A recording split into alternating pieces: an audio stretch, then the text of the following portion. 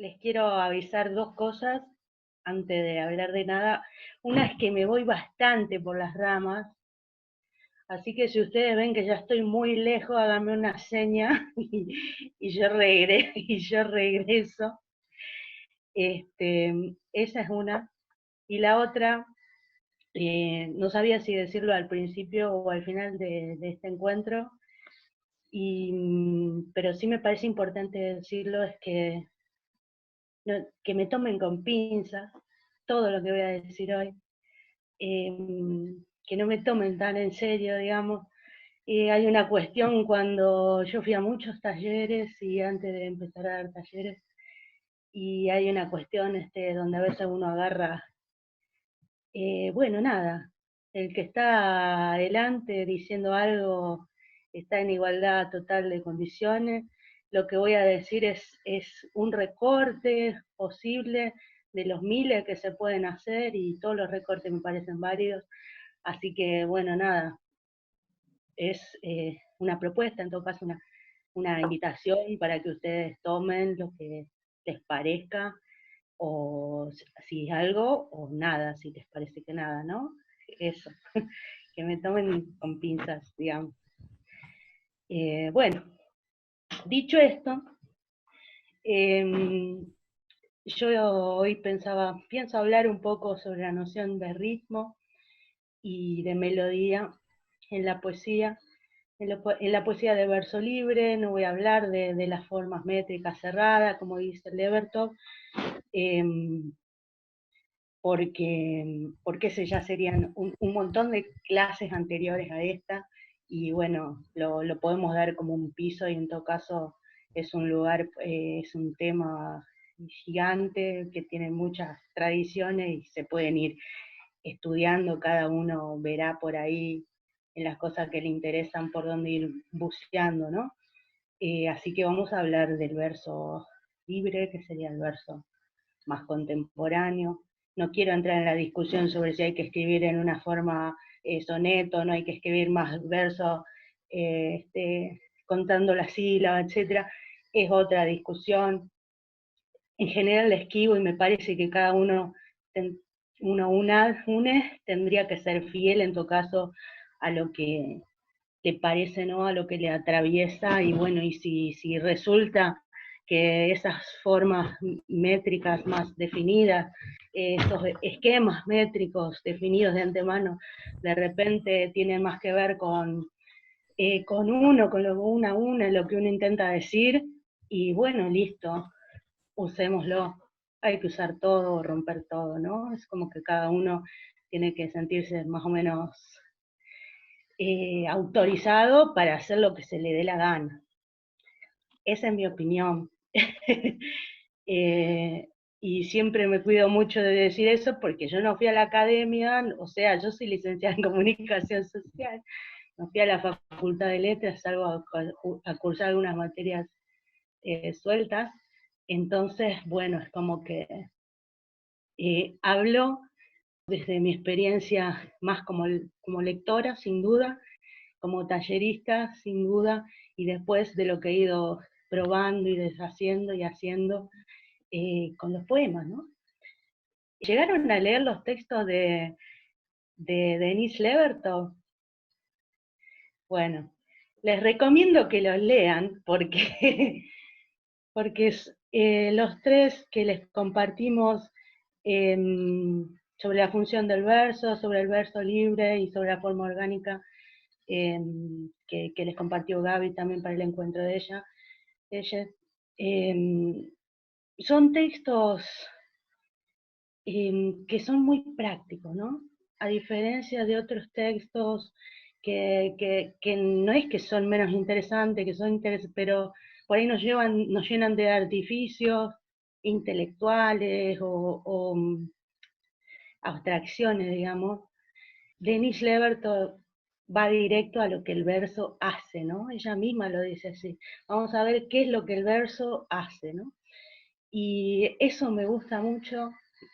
Me parece que sortea por ahí un montón de discusiones estériles, y por eso también el planteo para este encuentro era ir trabajando, ir leyendo estos poemas que les mandé, más algún otro que después fui encontrando, y a partir de ahí ir viendo estos recursos que de Levertov y otra gente relacionados con el ritmo, ¿no? Digo, las acentuaciones, los cortes de verso, que le parece lo más importante para Levertov, las acentuaciones. Bueno, lo que ella dice es que una vez que se dejó de escribir en una forma métrica tradicional, ganamos la batalla, decía, le escuché decir a Hugo Gola, cuando le ganamos la batalla a los sonetistas, le escuché decir de su boca en el festival, bueno, lo que dice Levertov es que nos quedamos sin norte, nos quedamos sin un mapa que nos dijera, no qué teníamos que escribir, sino cómo íbamos a escribir eso, ¿no? Y qué es la poesía, qué es un verso, es como que esas preguntas empezaron a aparecer cuando se deshizo la cristalización, ¿no? Es decir, ya no teníamos la estructura de un soneto, la estructura de un romance, etc. Entonces, bueno, empezamos a pensar esto, eh, ¿qué es, no? ¿Qué es un verso? Y cuando yo digo que esto es un verso y cuando no, o si todo es verso, bueno, ese tipo de cuestiones. Me gustaría retomar eso, que justamente lo que habló Cris en el encuentro pasado, qué es un verso nos lleva a la poesía, nos lleva a la pregunta qué es un poema también. Y primero lo que sería, digamos, del orden, no diría de lo obvio, más del sentido común, es, bueno, esos textos que nos llegan al final de la página, que podemos identificar el dibujito que hacen a un costado de la página, en el medio de la página, ¿no? Bueno, esos son poemas. Eso es lo que cualquier mortal, digo, les diría, no cualquiera, pero alguno con cierto entrenamiento, bueno, este es un poema. Pero claro, digamos, la sola disposición de una línea de texto debajo de otra, eso solo no es un poema, para seguir desde bien abajo, ¿no? Entonces, o ¿qué es eso? Una lista, la lista del súper, digamos. La lista del súper puede ser un poema, pero digamos, ¿qué le falta a la lista del súper para que sea un poema en todo caso? Y eso es lo que, ahí donde me gustaría ir. Es muy hondo esto, no se agota acá, pero bueno,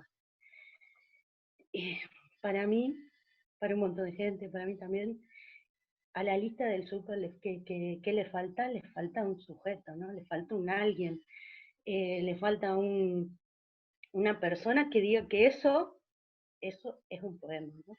O sea que hay una intención ahí en el que escribe en transformar eso en otra cosa, ¿no? Que no es una lista del súper, o que es una lista del súper, pero es otra cosa, ¿no? Entonces, para que algo sea un poema está el sujeto detrás y está esa intención, ¿no?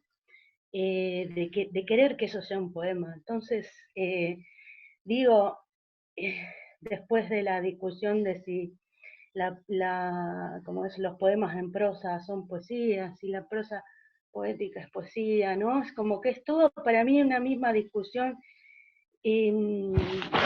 Para mí eso no vale la pena, no sé, digo, me parece al pedo, ¿no? De habiendo tantas cosas para discutir, para charlar, ¿no? Ponernos a pensar que es como poner con el dedo así, si esto es, esto no es. Bueno, listo, si vos decís que es un poema, es un poema. ¿Quién te iba a decir a vos, escritor, escritora, que eso no es un poema? Pero bueno, está eso, la cuestión del sujeto al que le pasa algo, que lo traspasa a su vez a un papel, en una pantalla, y está también esta otra cuestión, quizás secundaria respecto a lo que acabo de decir, pero no menor, que ya lo dijo Cris también la otra semana, que es, bueno, un poema es una disposición de palabras, de línea de texto, que genera o tiene un efecto rítmico, ¿no? Que yo quiero que tenga un efecto rítmico. Hay que ver si todas las disposiciones de palabras tienen un efecto rítmico, bueno, ya digo, no me quiero ir yendo por la rama porque se va a hacer infinito, pero esa es la discusión, ¿no? Sobre lo que es, sobre lo que no es, y qué es un efecto rítmico, ¿no? Acá tengo anotado otra cosa, bueno, estas son así mis clases, pero una digresión, digo, lo que pienso, ¿no? Es que por ahí que nadie escribe poesía sin querer. Es queriendo la poesía, ¿no? Quiero hacerlo realmente. Está el gesto, digamos, ese de querer hacerlo, ¿no? De querer que eso sea un poema. Cada uno une por las razones que sean, infinitas razones. Sanarse, entender el mundo, cambiarlo, infinitas razones. Por las cuales algo de lo que pasa, de lo que me pasa, de lo que siento, pienso, va a parar un papel o una pantalla en forma de palabras, ¿no? Ese es nuestro material, las palabras. Y no quiero ser muy autorreferencial, pero como yo también soy artesana, trabajo con madera hace muchos años, y hago robots, muñequitos, juguetes, marionetas. Bueno, la madera es un material, por supuesto, tangible, ¿no? A diferencia de las palabras. Eso hace una gran diferencia, ¿no? Todos los materiales intangibles son volubles, son hasta que no lo vemos por ahí puesto en un libro, pero ni siquiera en un libro, porque cuando también provoca ciertas dudas, porque digo, están las palabras en el libro, pero a su vez estas palabras están ahí para ser dichas, ¿no? Oídas, aunque no fuera en voz alta, aunque sea en la reverberación de un lector, de una lectora, ¿no? Entonces, nuestro material es muy diferente, ¿no? Si en la madera, en un material tangible, digo ese porque lo tengo muy a mano, bueno, el trabajo que vos haces no genera ninguna duda, ¿no? Vos tenés un pedazo de madera y lo convertís en esto, que no es un pedazo de madera, es un pato, lo que sea. Y ¿no? Vos es como que pones tu imaginación, es clarísimo lo que haces, pones tu energía, pones tu fuerza física sobre un pedazo de madera para que se convierta en un pato, ¿no? Un robot, lo que sea. Y hasta que no dominas ciertos procesos, en este caso, digo, para hacer esta suerte de comparación, los del oficio de carpintero, resulta que ese pato, robot, lo que sea, no te va a quedar tan bien, ¿eh? Porque si está mal hecho el encastre, no se va a mover. Y si está mal lijado, te va a lastimar las manos. Y si está mal pintado, se va a despintar. Y si lo pintaste un día de humedad, se va a llenar de moho y esas cosas, ¿no?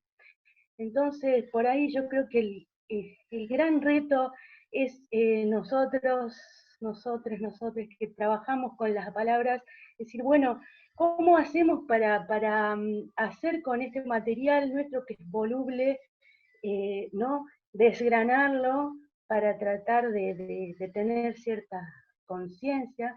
Dice Levertov, a mí me gusta esa palabra, tener cierta conciencia de los recursos, ¿no? De qué es lo que hacemos una vez que escribimos palabras en un papel o pantalla, ¿no?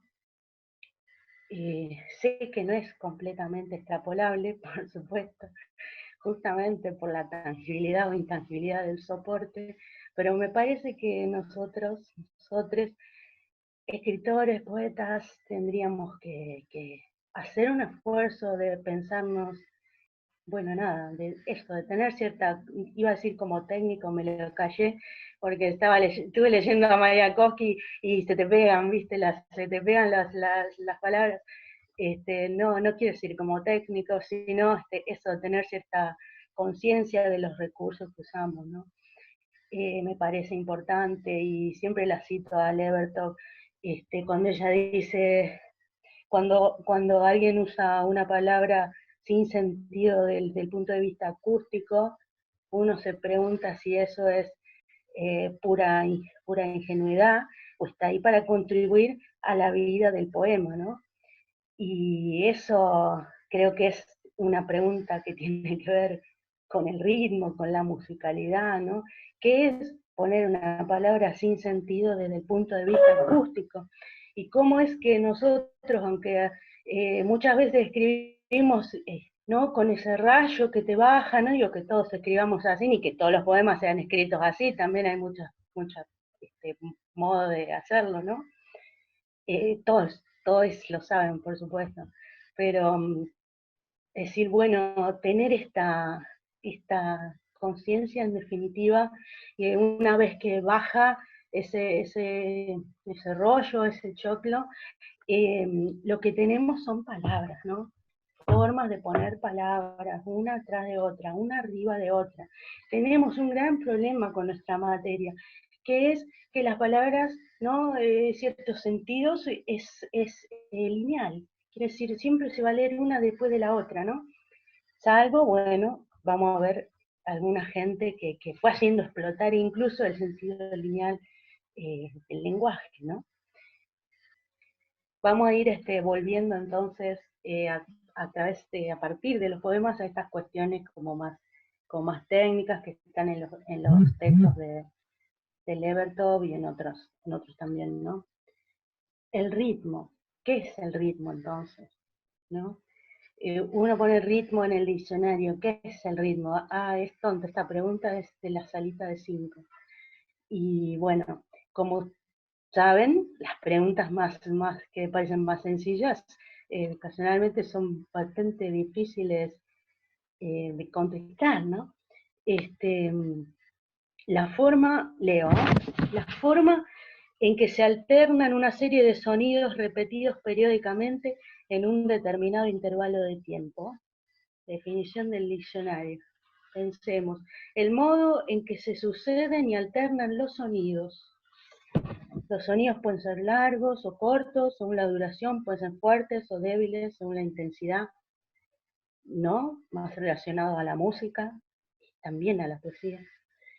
Esto por ahí podía ser más evidente en las formas métricas, con sus estrofas, con sus sílabas contadas, con sus acentos, ¿no? Con su métrica estricta.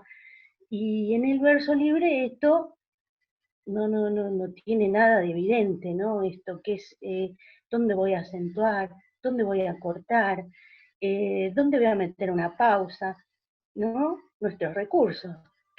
¿Dónde voy a meter? ¿Cómo voy a hacer todo eso? Y esa pregunta que me gusta tanto de Levertov, y creo que un poco no tiene respuesta, ¿no? Es todo intuición, es todo dejarle lugar al oído, al sentimiento, para ver cómo hago, ¿no? Esta cuestión de los versos encabalgados. Yo doy clase con muchos chicos, chicas, chiques, chiquitos, adolescentes, y ellos, no sé por qué, no podría explicar por qué, pero se fijan mucho si los versos están encabalgados, ¿no? Es como que hubieran encontrado en esa palabra una suerte de cosa que, bueno, ¿no? Y entonces por ahí hay un verso que es todo, hay un poema que es todo anafórico, y es muy evidente ese recurso, pero ellos se fijan si el verso está encabalgado, ¿no? Si bueno, sí, capaz hay algún verso encabalgado. Eh, ¿Por qué? ¿No? ¿Por qué no? Bueno, esas son las cosas que hay que preguntarse cuando leemos poemas, pienso, ¿no? Por lo menos son las que a mí me disparan cuando leo poemas. ¿Qué hace que un verso sea un verso? Esa es la pregunta de Levertov. ¿Cómo saber dónde concluirlo si no tiene una estructura métrica predeterminada? ¿Es solo dejarse llevar por el sentimiento, por el oído? ¿O existe algún principio que nos ayude a evaluar las propias elecciones? Y bueno, hacia ahí es donde ella intenta ir, ¿no? ¿Cuáles son, sí? ¿Cuál es para ella el recurso más importante? Es el corte de verso. Otros, la sangría. El corte de verso funciona como una puntuación también, es una marcación para el poema. Es como media coma, dice Levertov, que era muy obsesiva, y algunas cosas del texto después que provocan directamente gracia, ¿no? Así es, bueno, no sé si alguien puede realmente escribir con esa conciencia, yo no, de hecho, pero por ejemplo cosas como que tiene grados de sangría, para distintos tipos de proposiciones, ¿no? Tener ese dominio, digamos, sobre la sangría, sobre las acentuaciones. Me parece, la quiero mucho a Lerto, aclaro, pero me parece que de repente lima, ¿no? Para decirlo en un lenguaje. O sea, es mucho, ¿no? Pero bueno, algo de eso sí, sí, está bien, está bien, no, está bueno tener conciencia de eso, ¿no? No que está bien o mal, porque eso sería una ridiculez, ¿no? Es lo que dije al principio, lo voy a decir cada vez que hable con ustedes. Nada está bien o mal, ¿no? Si viene alguien y le dice, no, eso no se hace más así desde el año no sé cuánto, bueno, listo, no importa, ¿no? Eso no importa, el asunto es que ese recurso te atraviese a vos y que vos lo puedas defender y que vos sepas por qué está ahí, ¿no? ¿Por qué tenés una rima ahí? ¿Por qué tenés 5 oraciones cacofónicas y son remachacosas? ¿Y por qué querés ponerla buena? Por algo, ¿no? Efecto en el ritmo y en la melodía, ¿no? Eso que va como por arriba del, del, de la respiración del poema, tenemos la melodía, ¿no? Las vocales, las palabras que usamos son todas graves, son agudas, ¿sí? Son esdrújulas, son difíciles las esdrújulas. Los gerundios, ¿no? Hay un batallón de gente que tallerea que dice, no usen gerundio, no usen 5 gerundios uno atrás de otro. Bueno, todas esas cosas que son recetas, no, olvídense, usen lo que tengan que usar para que eso que les pasa por adentro sea lo que es y no sea algo importado que viene de otro, que sabe cómo son las cosas, ¿no? Nadie sabe cómo son las cosas en la poesía, en eso lo cito a morir a Federico García Lorca, ni tú, ni yo, ni ningún poeta sabemos qué es la poesía. Mira, aquí está, yo tengo el fuego en mis manos. Y García Lorca, un poeta que mataron en el año 30 y pico, de, bueno, saben, lo asesinaron, quiero decir que ya va para 100 años, ¿no? Que no tenemos a García Lorca. Eh, y sin embargo, bueno, eso. Él tiene un texto que se llama, andando vuelta por ahí, se llama Consejos al Poeta. Les recomiendo que lo busquen. De los 20, yo creo que hay 10 que tacharía en mi lista personal, pero hay otros 10 que creo que tienen gran actualidad y ese es uno, ¿no? Otra cosa que dice Levertov, y me parece interesante también respecto de la musicalidad del poema, eh, dice que esa musicalidad emerge o podría emerger, o debería emerger, capaz, si ustedes quieren, de lo que ella llama fidelidad a la experiencia. Eso me encanta a mí. Me parece algo, no sé, yo le diría honestidad también, puede ser, ¿no? Y eso bueno, nada, de poder ser fiel, ¿no? A lo que uno quiere, a lo que está pasando por uno, en cómo llega al papel, ¿no? Y sobre todo para el lector, ¿no? Es como un gesto para mí, para el lector, de decir, bueno, eh, el lector, digamos, lo va a leer como realmente tiene que ser, ¿no? Eh, quiero decir, no tiene que hacer el lector un esfuerzo extra en entender cómo se debería sentir, ¿no? O qué es lo correcto, ¿no? Es como que para mí, esas cosas son las que le allanamos al lector, ¿no? Pienso. Y también estuve leyendo estos días a Mellonic, Henry Mellonic, seguro lo pronuncio mal, Cristian, pero que es un poeta francés, uno de los teóricos del ritmo en la poesía, escribió mucho sobre ese tema, si les gusta vayan a buscarlo, si les interesa. Incluso escribió un manifiesto por el partido del ritmo, bastante, está bueno, digamos, no lo voy a traer acá hoy, Pero él dice algo que también que me parece interesante, que lo encuentro en sintonía con Leverton. Dice que no es el ritmo, no es solamente la alternancia de lo mismo y lo diferente, ¿no? Sino, dice él, la organización del movimiento de la palabra. Eso me encanta, ¿no? La organización del movimiento de la palabra. Es como que ya en su misma definición te pone la idea de movimiento, ¿no? Y que me parece que es tan necesaria en la poesía, ¿no? Esta cosa de que no son unos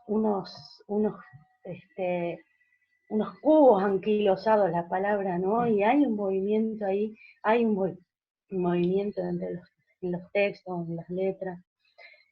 Y bueno, el ritmo puede ser eso, es para Mellonic, ¿no? La organización del movimiento. Y él dice, a esto iba con que le encuentro cierta sintonía también con Leverton, dice que hay una reacción, estoy leyendo, ¿no? Una reacción en cadena en la oralidad. Él dice esto, no es un sonido lo que se oye, es un sujeto. Es esto, a la fidelidad, a la experiencia, esto que está detrás, esto de quién está diciendo esto, ¿no?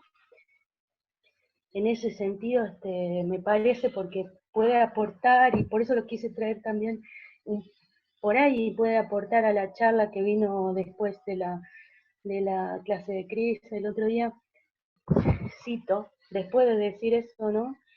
No es un sonido lo que se oye, es un sujeto, dice, no se puede separar el lenguaje del poema, ni el poema del sujeto, ni el sujeto de la ética, ni la ética de lo político, ¿no? Me parece que por ahí puede aportar, insisto, me voy a ir desviando, pero si les parece interesante, vayan a buscarlo a Mellonic, que no viene mal nunca leer. Vuelvo, no es entonces el ritmo solamente el tiempo dividido en porciones, ¿no? No es una medida que está vacía, digamos, de contenido. Es como que ya el ritmo tiene su sentido, una dirección, ¿no? Bueno, voy a regresar a Leverton, así empiezo a leer los problemas, no poemas, porque si no me voy a ir mucho. Dice, ¿qué es lo que el verso hace? Dice Leverton, y nos da esta indicación, ¿no? Dice, es más claro que lo que cualquiera te pueda decir, hace esto, agarra un poema, lo mecanografías como un párrafo en prosa, y lo vuelves a pasar, pero cambiando los cortes de verso, ¿no? Hizo Cristian el otro día también muy rápido, decir, bueno, cambio los cortes de verso, vuelvo a leer, los que sí leyeron el apunte tienen el ejemplo de William Carlos Williams, ese poema tan conocido de la cereza. Bueno, ¿cómo cambian esos, ¿no? ¿Cómo cambia el poema cuando yo cambio el corte de verso? Que para ella la herramienta más importante que tenemos hoy, ¿no? Dice, cito, si el despliegue del poema en la página es considerado como una marcación, como las instrucciones visuales para efectos auditivos, la forma en que los versos son cortados afecta no solo al ritmo, sino también a los modelos tonales. Los modelos tonales son las melodías, ¿no? ¿Cómo termina esta palabra? Termina con un good, ¿no? En el ejemplo que ella da, ¿cómo termina este poema? ¿Cómo es la acentuación de la última palabra que yo pongo? Digo, no quiero parecer loca, pero ese es nuestro material, ¿no? ¿Qué puse en el principio de este poema? ¿Qué puse en el final de este poema? Es una palabra aguda, es una vocal abierta, ¿no? Lo que vamos a transmitir, las emociones, lo que va a llevar ese poema, tiene que ver con eso, ¿no? con las palabras que usamos, con el modo en que las cortamos, que las ponemos una al lado de otra. Y lo que dice entonces Levertov, el corte de verso, está bien, nos va a cambiar el ritmo y nos va a cambiar la melodía, ¿no? Toda esta cosa que va por encima, eh, la canción. Bueno, vamos hasta ahí. Les quiero compartir algunos poemas para que los vamos leyendo y vamos viendo estas cosas, ¿no? A ver, concretamente, qué es lo que han hecho, hacen algunos poetas, estos en algunos poemas, con esto, ¿no? Y como les decía en el otro encuentro, esta selección tiene que ver con el afecto, creo que todas las selecciones tienen que ver con el afecto y es un poco azarosa, y son poemas que yo quiero mucho y porque me han significado cosas en otros tiempos, ¿no? Y bueno, me siguen hablando, digamos, de algún modo. Los elegí por eso, pensando en que posicionan al que lee, al que lee y también al que escribe, en un lugar habitable, en un lugar habitado que es como de un orden superior, ¿no? Más grande, algo que no puedo dominar, digamos, como es un ente dado, que es la ciudad, ¿no? Me parecía interesante, digamos, no porque yo me vaya a poder hablar de eso, sino porque de repente decís, bueno, mientras hago todo esto, que pongo una palabra y tengo esta conciencia, yo estoy haciendo otra cosa, ¿no? También. Y en este caso, en todos estos poemas, estoy laburando sobre esta idea recién veo estos comentarios, chicos. Bueno, voy a ir, voy a ir respondiendo. El texto que citaste, decís Santiago, el de Mellonic, ¿sí? Es una entrevista, después se las mando si quieren, no me la acuerdo, es una entrevista, está online. Y el otro es Manifiesto por un partido del ritmo, sí, ese también está digital, lo descargué hace muy bien. Y había otra pregunta, Caro, de Jorge sobre el efecto que tendrían las sangrías. Bueno, ahí vamos a ir. ahora cuando veamos los poemas. A ver, la sangría se supone que acorta, ¿no? Cuando yo voy leyendo de renglón a renglón, hago este movimiento. La sangría es un salto más corto, ¿no? Me acorta el camino entre un verso y el otro. Es un intervalo más corto que si yo hubiera metido un verso entero sin sangría. Digamos, groseramente dicho esto, ¿no? Y si yo, además de meter una sangría, le metí 2 enter o 3 enter, bueno, yo estoy poniendo un espacio que es una pausa, ¿no? ¿Qué quise hacer con esa gran pausa? Me tomé un mate, morí, resucité. Bueno, ¿no? Los blancos dicen muchas cosas. Este poema de Luisa Futoransky, París, desvelos y quebrantos. Fíjense este poema. Está centrado, ¿no? Lo que ya es como más, es más que la idea de sangría, es que está centrado, tengo todo este blanco hacia un lado y todo este blanco hacia el otro.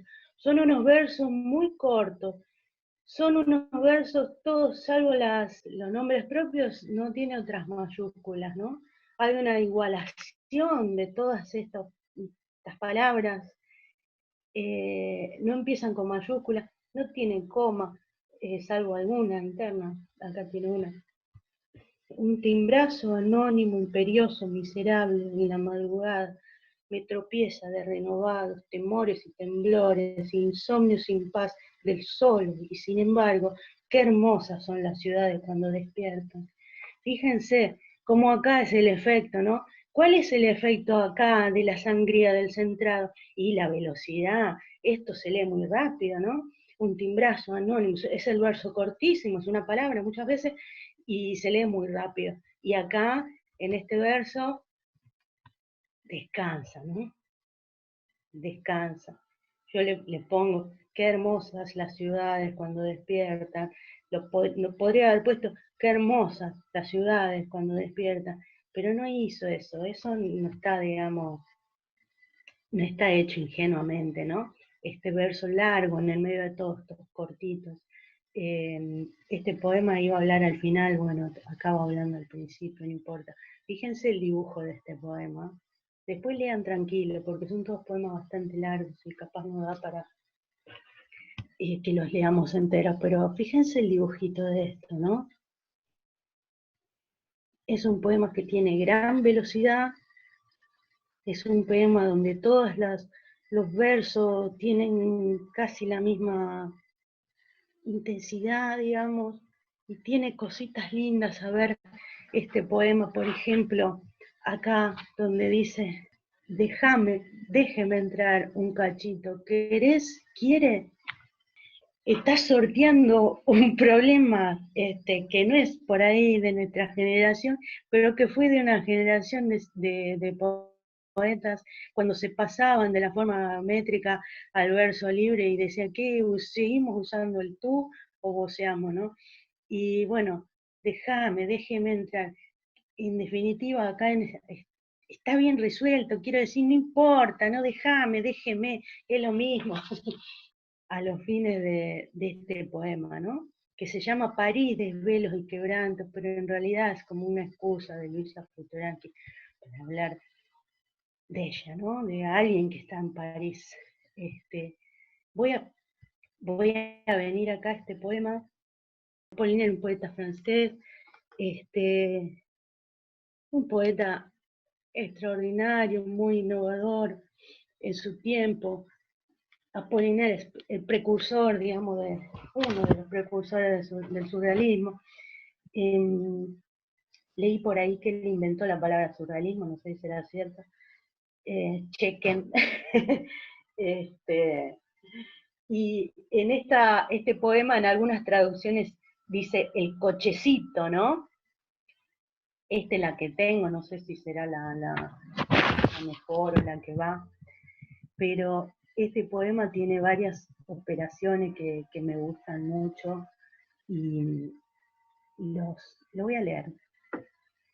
El 31 de agosto de 1914 salí de Deauville poco antes de la medianoche en el pequeño coche de Robert. Perdónenme el francés, y lo voy a ir comentando, disculpen, porque esto no se hace como los poemas, pero no importa. Con su chofer éramos 3. A ver, acá abajo del 3 están los blancos, ¿no? ¿Qué son los 3 versos de arriba? Casi lo que se llama una composición de lugar en la prosa, y a tal punto específica que nos dice el día, el mes y el año, ¿no? 3 personas se suben en un coche, en un lugar exacto, en un pequeño coche, que además tiene, como es, tiene un dueño, digamos. Éramos 3. Y después pega el salto, ¿no? ¿Qué pasa cuando pega el salto acá? Sigo. Dijimos adiós a toda una época. Furiosos gigantes se erguían sobre Europa. Las águilas dejaban sus nidos en espera del sol. Los peces voraces emergían de los abismos. Los pueblos acudían en carrera para conocerse a fondo. Los muertos temblaban de miedo en sus oscuras moradas. ¿Ven qué largos que son los versos? Cómo se van alargando y cómo uno se puede poner a tocar a marcar el ritmo con el pie, si quisiera, como lo estoy haciendo ahora, que no se ve ahí. Imágenes, ¿no? Este poema es como que es en un cochecito, que no es un coche, es un cochecito, es un objeto que ya en el diminutivo tiene su insignificancia. En un cochecito va a ser un trayecto, ¿no? Entonces, estas imágenes que le vienen, que es mirando por la ventanilla, ¿no? Yo me alejaba llevando conmigo todos esos ejércitos combatientes, y qué es lo que me pasa adentro, ¿no? Está bien, todo esto está pasando afuera y acá hay un movimiento adentro, afuera, lo que yo pienso mirando y lo que siento mirando estas cosas en la colina, ¿no?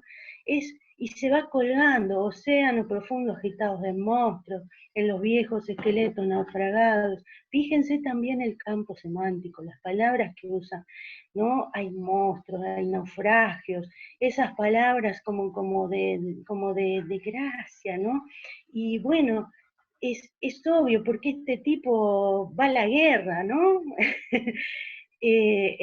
Hay un desastre ahí. Sigo, ¿no? Sentía en mí seres nuevos plenos de destreza, que construían y también arreglaban un universo nuevo, un comerciante de opulencia inaudita y prodigioso porte, preparaba una muestra extraordinaria, y pastores gigantescos conducían grandes rebaños mudos que pasían palabras. Quiero que se fijen en una cosita, no hay comas acá, ¿no? No hay, al final de los versos, Apollinaire suprimió toda la puntuación, ¿no? Estoy hablando de estos tipos, este poema del año 14 está, bueno, está escrito en el mismo poema, que fueron de los primeros que se pusieron a probar con estos versos, ¿no? El verso largo, el verso cero encabalgado, ¿no? Cada verso es como una unidad completa, bastante cerrada. Y después, ¿no? En el cuelgue, grandes rebaños mudos que pasean palabras, viene esto, ¿no? Esto me parece algo extraordinario en este poeta, sus caligramas. Tiene un libro entero con estos caligramas y algunos son como inserts adentro del poema, ¿no? Y acá, ¿qué es lo que hizo, no? Apolinar acá. Le metió este dibujito, ¿no? El caligrama es este poema donde, es esto donde la palabra está cumpliendo, tiene una función plástica, ¿no? Hay algo visual. Nunca, está la montaña, en el dibujo está la montaña, digo, tiene que ver con lo que dice acá, ¿no?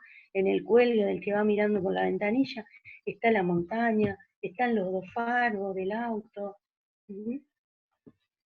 Y el poema sigue acá, no es un insert en ese sentido, sigue el poema, nos dice cosas con este dibujito que no está, digamos, gratis, ¿no? Para coronar la distracción aparece el caligrama, pero casi que nos lleva ahí como independientemente de las palabras, ¿no?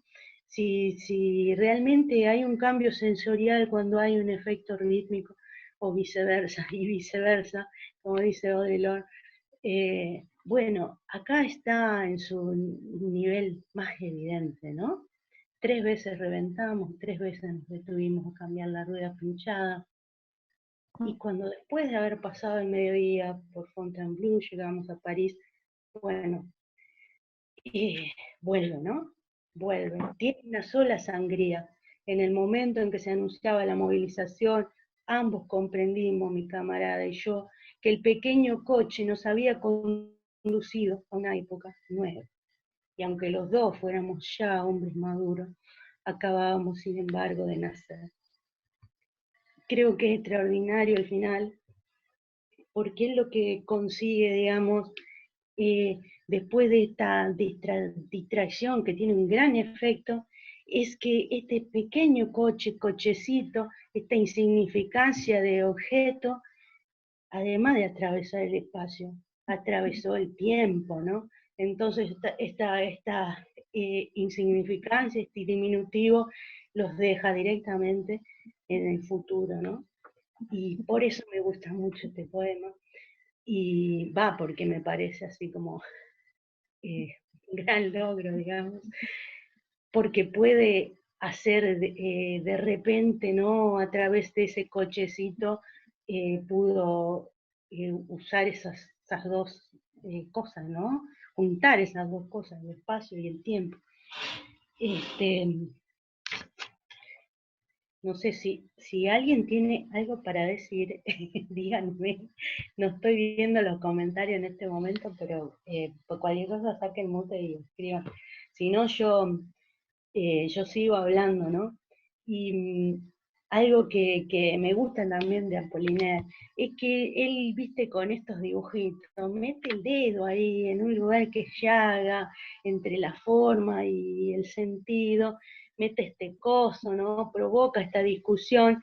Y bueno, la pregunta es si los caligramas, esto que él hace, es un mero artificio, burdo, dice Levertov, utiliza ese adjetivo para un salto tipográfico burdo, o realmente el efecto visual está atravesando la experiencia del poeta, en este caso, y del poema especialmente, ¿no? Pienso que esa es por ahí la pregunta de los que a mí me encanta escribir caligramas, me parece divertido, y es un juego también, pero bueno, ¿es el puro juego o está también cumpliendo una función, ¿no? Para aclarar, para hacer más precisa esa experiencia que el poeta quiere transmitir? Yo diría en este caso con los ojos cerrados, digo sí, ¿no? Lo que no quiere decir que todos los caligramos funcionen de ese modo y que todos funcionen, muchos no son más que jueguitos, digamos, como decía ahí, no me acuerdo quién. Y antes de leer este poema de Lorca, quería a ver si consigo. ¿Se lo ve? ¡Ay, se lo ve! Bueno, este es un poema de Mayakovsky, poeta ruso.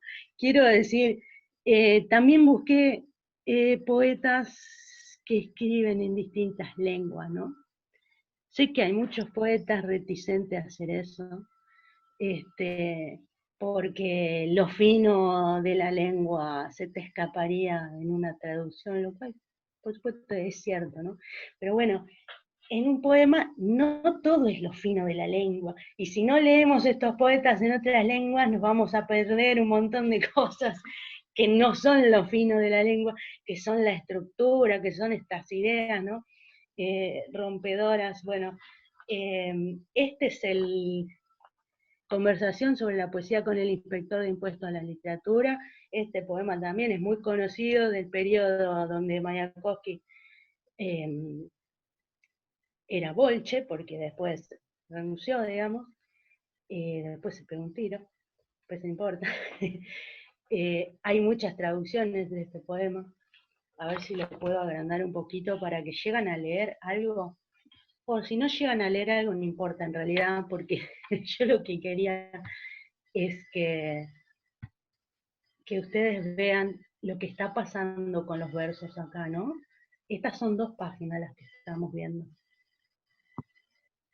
Fíjense cómo se rompe acá, se desplaza todo el verso de Mayakovsky en este poema, se desplaza por la página, ¿no?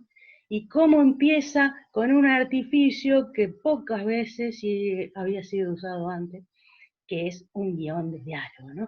Y dice, ciudadano inspector, porque dudo que esto se pueda leer de alguna otra forma que no sea con ese énfasis, ¿no? Desde la línea 1 y con ese guión de diálogo, Mayakovsky está en un mitin y vos estás en un mitin, ¿no? También junto con Mayakovsky. Quiero decir, este es un poema que hay que decirlo, bueno, te tienen que escuchar 100 personas y micrófono acá, ¿no? Disculpe la molestia, gracias, no se preocupe, me quedaré de pie. Digo yo, Cristian, no sé qué opinas, pero este no es un señorito que dice, tengo un asunto para usted bastante delicado. ¿Cómo cambiaría este poema si yo digo, se trata del lugar que deben ocupar los poetas en las filas obreras? No, ¿no? Definitivamente no. Es tremendo y la entonación de este poema ya viene con el mismo guión de diálogo del principio, ¿no? Ciudadano inspector, bueno, este poema también es larguísimo, es precioso, búsquenlo, tiene su sentido del humor, tiene una gran ironía, ¿no? Acá Mayakovsky no quiere pagar los impuestos porque él escribe poesía, entonces le está haciendo básicamente, son un montón de argumentos para que no le cobre los impuestos, ¿no? Y bueno, eso, a ver, todo se despliega en la página como explotado, ¿no? y es casi la forma de la oralidad. Este poema no te lo imaginas una línea debajo de otra derechita, derechita, ¿no? Es el despelote mismo del meeting lo que ocurre acá en este poema. Es toda una explosión, fíjense lo que dice por acá, ¿no? Muy gracioso, les voy a leer un poco, a ver, dice, usted naturalmente conoce ese fenómeno que llaman rima, es decir, si el renglón termina con la palabra padre, usted encontrará muy cerca la palabra madre. A su juicio, la rima es un cheque blanco, dicen hay que encontrarlo a toda costa, y buscas el detalle de sufijos y prefijos en el cofre vacío de las declinaciones o conjugaciones. Tomas una palabra y tratas de meterla en la estrofa, pero no entra. Aprietas y se rompe. Ciudadano inspector, palabra de honor. Al poeta le llegan las palabras de asentado. Bueno, sigue, ¿no? Sigue así. Acá están las sangrías, hay varios niveles de sangría, no sé si Mayakovsky las habrán puesto con la obsesividad de Leverton, yo diría que no, pero sí me parece que acá las sangrías tienen que ver con la oralidad, ¿no? Y con el tono de este poema donde Mayakovsky le habla al ciudadano inspector, pero a su vez está hablando para todos, ¿no? Para todos, para los poetas obreros, tiene otro poema que son todos muy buenos los de este periodo, digo, más allá de que uno no se sienta identificado, los poemas son extraordinarios, préstenle atención con lo que hace, y lo fino de su rima y de su melodía, por supuesto, en la traducción del ruso al español, no lo vamos a ver, ¿no? La poesía es como la extracción del radio, dice por ahí, un año de labor para sacar un gramo. Bueno, cuántas cosas tiene este poema que no había antes, ¿no? Le habla a un inspector, nos habla a todos, usa este tono de meeting, rompe todos los versos y lo desparrama por la página. Y además, algo que antes hubiera sido imposible, el campo semántico de Mayakovsky, fíjense las palabras que usan, después léanlo atentamente este poema, ¿no? La palabra ciudadano inspector, proletarios, obreros, la extracción del radio, el trabajo, bueno, todas unas palabras que antes no existían porque no existió la Revolución Rusa y simplemente porque no estaban en el imaginario, no existían estas palabras, ¿no? A mí me parece que el campo semántico de un poeta, una poeta, dice mucho de su contexto histórico, ¿no? Y cuando no es así, es una cosa que te preguntas, ¿por qué? ¿Dónde vivía esto? ¿Dónde vivía? ¿No? Cuando vos no ves que hay una cierta ebullición de su contexto hablando en el poema, por lo menos a mí sí me hace pensar ¿por qué, no? No digo que tenga que ser un programa, como ya creo que dejé clarísimo, estoy en contra de todos los programas posibles, pero bueno, habla, ¿no? Eso es porque, qué sé yo, porque vivimos, nadie vive solo, por más que escribe solo, sola. Bueno, podemos decir también de este poema, podemos decir de todo Mayakovsky en general, que es un poco adoctrina, ¿no? Es cierto, no se pudo sacar el impulso pedagógico, bueno, no importa, se lo perdonamos, pudo hacer otras cosas. Hoy por ahí sería inadmisible que alguien venga con toda esta bagatela y te diga cómo miércoles son las cosas y qué es la poesía y qué no es la poesía, ¿no? Porque esto la tenían re clara. Bueno, no obstante, a mí me parece así como increíble en Mayakovsky, en general, en todos los que son tildados o puestos en una bolsa de poetas políticos, hay como una esperanza, ¿no? Acá hay una fe, ¿no? Hay una fe en el cambio, una fe en el futuro, bueno, que otros poetas, otros autores de otros tiempos más decadentistas, por supuesto, no tienen otras cosas, pero no es. Bueno, no sé si dije todo lo que quería decir, pero voy a pasar al otro texto que estaba bien, que tenía abierto antes, este poema New York, Oficina y Denuncia, de García Lorca, de su libro Poeta en New York, Nueva York, escrito en 1930, va a cumplir 100 años, se publicó póstumo, él ya había muerto en el año 40, y este es un libro que él escribió, todos estos poemas, en una visita que hizo a Nueva York, y lo quise traer porque, junto con el de Bishop, que también es un poema que habla de Nueva York, el del hombre polilla, para que, bueno, varias razones, ¿no? Fíjense, acá dejé unas cositas marcadas con color. Debajo de las multiplicaciones hay una gota de sangre de pato, debajo de las divisiones hay una gota de sangre de marinero, debajo de las sumas un río de sangre tierna. Bueno, es un poema largo, como ven, largo. Es un poema en el sentido de, como es el que leímos antes, de Apollinaire.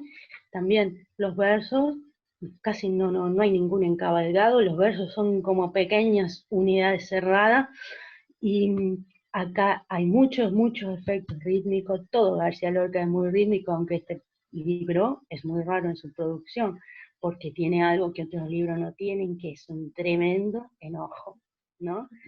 Que otros libros, en otros libros no lo habíamos visto así tan enojado. Pero acá no perdió su ritmo, ¿no? No perdió su música. Bueno, estas repeticiones, estos procedimientos anafóricos, ¿no? Repetimos una palabra, una frase. 4 millones de patos, todos los días se matan en Nueva York. 4 millones de patos, 5 millones de cerdos, 2000 palomas para el gusto de los agonizantes, 1 millón de vacas, 1 millón de corderos y 2 millones de gallos. A ver, quería detenerme acá porque esto es, además de la anáfora, ¿no? Es que es una enumeración. 4 millones, 5 millones, 1 millón, 1 millón. Pero en el medio le metió este verso, ¿no? ¿Por qué le metió este verso? 2000 palomas para el gusto de los agonizantes. Fíjense si venimos leyendo estas cosas tan machacosas y enojada, ¿no? 2000 palomas, podría haber puesto 2 millones de palomas, porque para el caso era lo mismo, ¿no? 2 millones o 2000. ¿Por qué no puso García Lorca 2 millones de palomas acá? Bueno, digo, podemos, no es que tenga la respuesta, tendríamos que preguntárselo a Lorca, pero sí me parece que este verso está rompiendo la cristalización acá, ¿no? Sí, es machacoso, pero no es tanto. Y además esta oración, 2000 palomas para el gusto de los agonizantes, fíjense cuántas L suenan ahí, y el gusto de los agonizantes, suenan 2G también, ¿no? Entonces la L y la G está alivianando todo este millón, ¿no? Y que además son de muertos, ¿no? También lo que les decía sobre Mayakovsky, sobre el campo semántico. Fíjense las palabras de García Lorca acá, ¿no? Las palabras que usó son tremendas, ¿no? Tiene que ver con el enojo, todo el enojo que tenía acá en este poema y en general en todos los poemas del libro, que son muy buenos. Lo recomiendo mucho este libro como una obra completa, ¿no? Porque está bueno leerlos uno después de otro, ¿no? Mellonic dice él que él no le dejó de ponerle a los poemas una mayúscula al principio y un punto al final, porque le parecía que los poemas, los libros de poemas, se hacen por acumulación, y que entonces cada poema es un fragmento como de un cuerpo más entero, ¿no? Digo, por ahí les sirve a algunos eso. Pienso que es bastante cierto que los libros de poemas se hacen por acumulación. En este caso, bueno, es muy evidente porque es la visita de García Lorca a Nueva York, que creo que él estuvo un año, no llegó siquiera un año a estar en Nueva York, ¿no? Acá yo denuncio a toda la gente que ignora la otra mitad, la mitad irredimible, ¿no? Este otro procedimiento que tiene que ver, otra figura retórica, el encabalgamiento de palabras, tiene un nombre y no me lo acuerdo ahora, no importa. Cuando yo repito, ¿no? Esta palabra, esto es innecesario que yo la vuelva a repetir. ¿Por qué la repito? Solamente por una cuestión de sonido. Si no, no lo haría. Desde el punto de vista del sentido, es completamente innecesario que yo vuelva a repetir la segunda mitad, ¿no? Porque ya se sabe.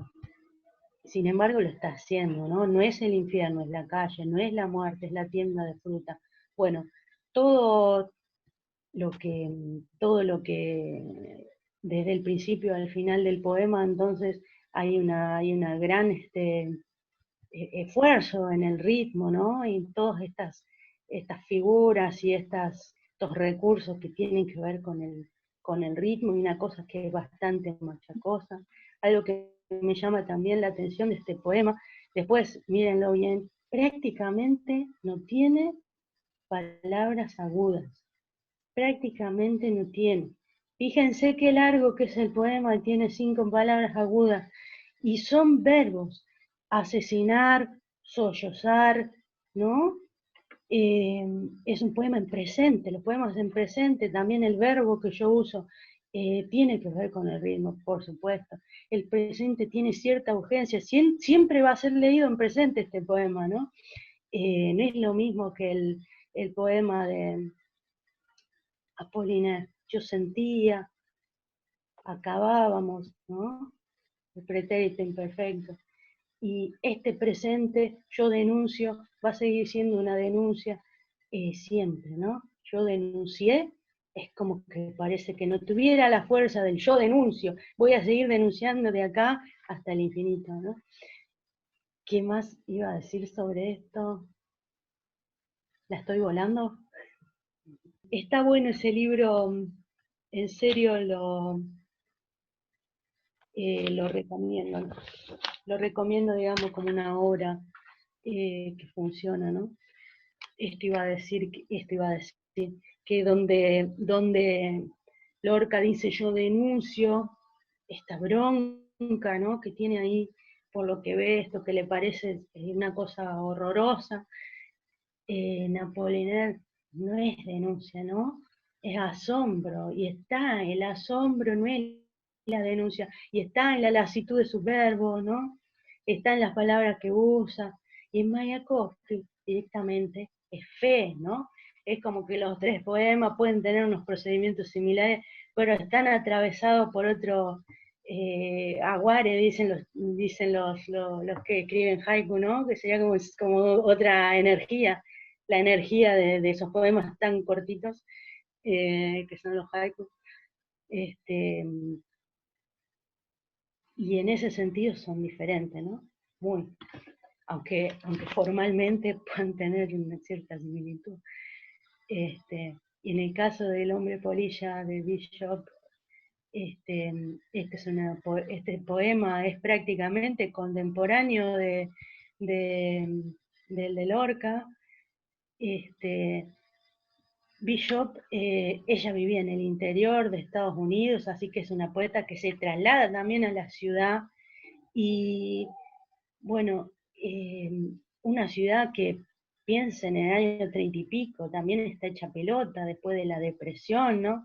Y sin embargo, fíjense lo que hace Elizabeth Bishop con esta sensación tan parecida, de bronca, de oscuridad, de muerte, y acá ella, sin embargo, nos mete lo fantástico, ¿no? Que me parece algo alucinante, porque es como que cambia el canal completamente, y fíjense lo que hace con estos versos, este poema. Todos son largos, son larguísimos, por eso no los quiero leer enteros. Este poema parece que fuera un poema los viejos, ¿no? Cuando vos lo ves así en el dibujito, las estrofas, este dibujito todo parecido. El primer verso es un verso cortito, aquí arriba, en el primero, en la primera estrofa, en la segunda, pero cuando el hombre polilla, abajo fachadas arriba, bueno. Aquí arriba, las grietas de los edificios se llenan de desmesurada luz de luna. Es como que después de ese verso tan cortito, aquí arriba, hay que tomar una gran bocanada de aire para poder decir las 20 y no sé cuántas sílabas que tienen los versos que siguen, ¿no? Son larguísimos, estos versos demandan un esfuerzo tremendo. Las grietas de los edificios se llenan de desmesurada luz de luna, la sombra total del hombre es solo tan grande como su sombrero. Bueno, hay mucho recurso también acá relacionado con el ritmo, fíjense, la palabra sombra tan cerca de la palabra sombrero, igual bueno, esto habría que escucharlo para hablar realmente, habría que leerlo y escucharlo en su lengua, ¿no? Porque el traductora, como ustedes saben, hace una interpretación, es imposible que no haga una interpretación porque es imposible que un traductora pueda agarrar todo lo que tenía un poema original y transcribirlo igual, ¿no? En otra lengua, porque las palabras suenan distinto, porque tienen otra sílaba, tienen otra disposición de palabras, bueno, etc. Entonces, bueno, con pinza siempre cuando miramos estas cosas más finas, los poemas que son traducidos. Igual, claro, hay traducciones más aceptadas que otras, ¿no?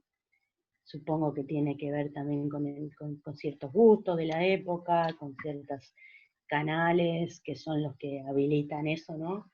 Es decir, quién lo hace mejor que quién. Pero bueno, ese sí que es otro tema que nada que ver, ¿no? Y acá sí, ¿no? Acá sí tiene un verso encabalgado. Bueno, les resumo directamente, les resumo el poema porque no lo voy a leer. Este hombre, polilla, vive en el metro de Nueva York, escondido, sale a la superficie para ver la luna y todos los días vuelve, ¿no? Es un tipo que oscuro, solo, su única ambición, su único deseo es ver esa luna, ir a esa luna. Bueno, digo, cuando alguien metemos esta idea de lo fantástico, es como que metemos otra capa acá, ¿no? Y abajo de esta capa, de un hombre que está en el subte y que tiene ese ojo tan tremendo, ¿no? Abajo de esta capa hay otra capa, ¿no? Entonces como que hay otra capa de sentido. Y en ese sentido, para mí, lo fantástico tiene una potencia tremenda, no está de moda hoy eso, porque se supone artificioso. No creo, ¿no? Que creo que por ahí este poema es tanto más potente que el otro de Lorca, ¿no? Que no se guardó nada, ¿no? Dijo todo, es la denuncia, y esto no, es otra cosa. Pero lo que hay en el trasfondo de este poema es posiblemente lo mismo, ¿no? Las dos últimas estrofas son como dos procedimientos que nos llevan el poema a otro lado. Dice la penúltima, cada noche tiene que ser llevado por túneles artificiales y soñar los sueños recurrentes que están debajo de su agolpado cerebro, como los durmientes se repiten debajo de su tren. No se atreve a mirar por la ventanilla, porque el tercer riel, el intacto trago de veneno, corre allí a su lado. Él lo considera como una enfermedad para la cual ha heredado una predisposición. Tiene que mantener sus manos en los bolsillos, así como otros usan bufandas. Esto, tontería, yo pienso que no es, ¿no?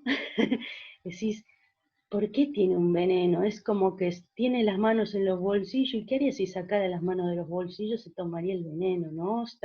O mataría a alguien, digo, esta cosa de por qué lo pone al hombre polilla haciendo esto todas las noches de su vida, mira un veneno y no hace nada, ¿no?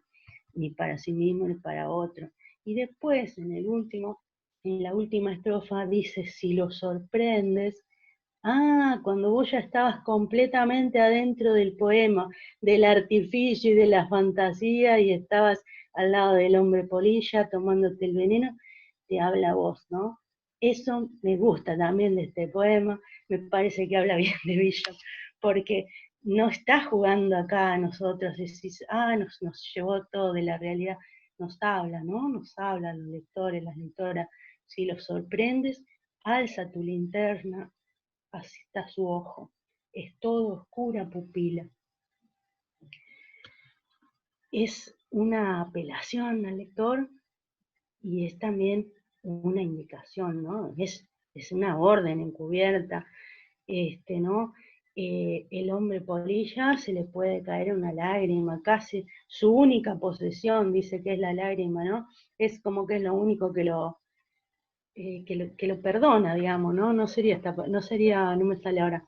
Si lo vigilas te la entregará, ¿m? Y si no estás atento se la tragará. Entonces, acá también hay algo que es muy juguetón y que también me parece bastante pionero, es decir, bueno, ponernos a nosotros a resolver acá en el final del poema qué miércoles queremos hacer, ¿no? Si nos quedamos vigilando al hombre polilla o no, ¿no? Y en todo caso es salvarlo o no, y es una operación que en un acto muy novedoso le deja al lector, ¿no? Para mí. Bueno, a mí no sé qué hora es, a ver si Caro, hubo varias reflexiones mientras ibas hablando. A ver. Varias fueron de Cris, no sé si prefiere decirlas él, y después Mérida hizo una reflexión sobre el ritmo y la musicalidad, contó, bueno, cómo la otra vez transformó un poema junto con un amigo en una rumba afrocubana, dice, y bueno, y cómo cambió mucho el poema poniéndole este ritmo, ¿no? Bueno, eso en general todos admiran mucho tu lectura, tu manera de leer, hubo muchos comentarios hermosos sobre eso. Bueno, disculpen, pero tengo dos dispositivos y en ninguno de los dos pude ver. No, todo bien. Yo fui tomando así unas notitas. Lo de Cris, no sé si prefiere decirlo él, yo tomé nota, pero me parece más copado que escucharlo. Dale, no, Cris. Pensaba después cuando hable, más vale que ahora se repongan lo que plantearon les chiques. No sé, ¿cómo lo ven ustedes? Bueno. No sé qué hora es, pero me faltó un poema, si quieren lo leemos. Dale. Después, si querés decir algo en relación a lo que contó Mérida, de ponerle música a un poema, música en este sentido que lo que contó ella, esta cosa que hizo con su amigo, ¿no? Es que claro, cuando transformaste el poema en música, lo pusiste a dialogar con otro lenguaje, ¿no? Por supuesto que se va a transformar. Y habla bien del músico y habla bien de vos, porque hay muchos poetas que tienen cierta potestad sobre lo que escriben, que no quieren largar, ¿no? Pero cuando tenemos que llevarlo a otro lenguaje, lo mismo pasa cuando nos vamos al video, ¿no? Y también tenemos que poner cámara, tenemos que poner imágenes, y lo mismo cuando tenemos que usar instrumentos, ¿no? Es decir, bueno, las canciones tienen por ahí diría, no me quiero poner a hablar de música, pero diría que el problema que tenemos, la distancia que tenemos entre la forma métrica tradicional y el verso libre, sí la tienen también las canciones, ¿no? Una canción más cuadrada va a tener una lírica que es más cuadrada, y hay otro tipo de canciones, hoy hay miles, que no son así, y por lo tanto pueden tener otras líricas más abiertas, ¿no? Y en realidad es por ahí más laburo, es más desafío y supongo que más gratificación para el músico laburar con una forma abierta, porque tiene que que llenar de otro modo, ¿no? Está buenísimo. Claro, la rumba no puedes alterar el ritmo de la rumba, digamos, ¿no? Es el que es.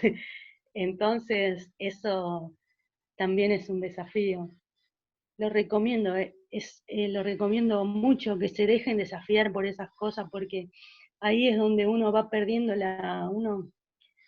uno debo haber usado mal todos los pronombres, discúlpeme, hice lo que más pude, pero ahí es donde, cuando te desafíes, donde realmente te encontrás con el prejuicio, ¿no? ¿Y cuál es tu prejuicio? El poema que me faltó leer, no sé si llego, bueno, y ya no sé dónde anoté lo que quería decir de ese poema, pero es el poema Villa del Lamborghini, porque hay algo que me parece por ahí importante sobre ese poema. Acá está, ahí está. Creo que es la versión entera, no estoy segura, no lo tengo este libro, así que no sé. Fíjense lo que es este poema. Después de leer a Mayakovsky, ¿no? Estoy segura, esto voy a decir algo que es una intuición, estoy segura que Lamborghini debe haber leído mucho a Mayakovsky. Pero, a ver, veamos lo que hace Lamborghini con este poema, ¿no? También un poeta muy rompedor, muy explorador en el sentido de la forma y qué hace con estas palabras. Y el poema se llama Villas. Los chicos mueren como moscas, los chicos mueren como moscas, distrofia, primer grado, segundo grado, tercer grado, la leche no la ven, la carne no la ven, sopita, distrofia malamente. ¿Lo están siguiendo? ¿Ven qué difícil leer esto? Sí. Tan difícil que si lo googlean después hay un video en YouTube con el propio Lamborghini leyendo esto y esta es la parte que me cortabas, del video que estás grabando. Y es un desastre, ¿no? Y se equivoca y con los lentes se ve que no llega a ver. Bueno, me parece. Fíjense acá, dice, nacido en 1925 en Fort-de-France, doctor en medicina, se especializó más tarde en psiquiatría.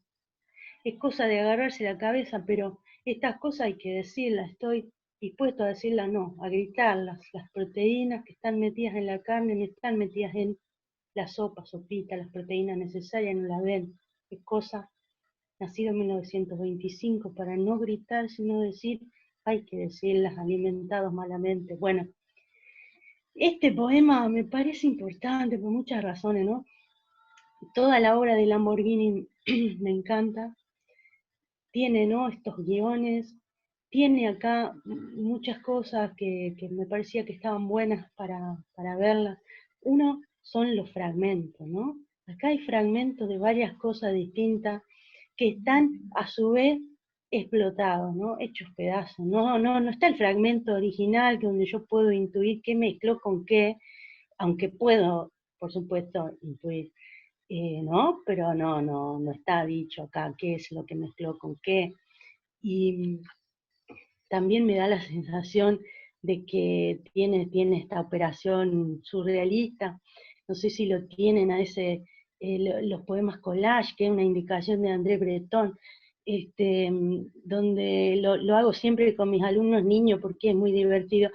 Dice Breton, toma unas tijeras, agarra un periódico, recorte una noticia del tamaño que más o menos usted le quiera dar al poema, y después cuidadosamente corte palabra por palabra, meta todo en un sobre, revuelva, y va sacando la palabra de a una y anotándola cuidadosamente, y ese es tu poema, ¿no?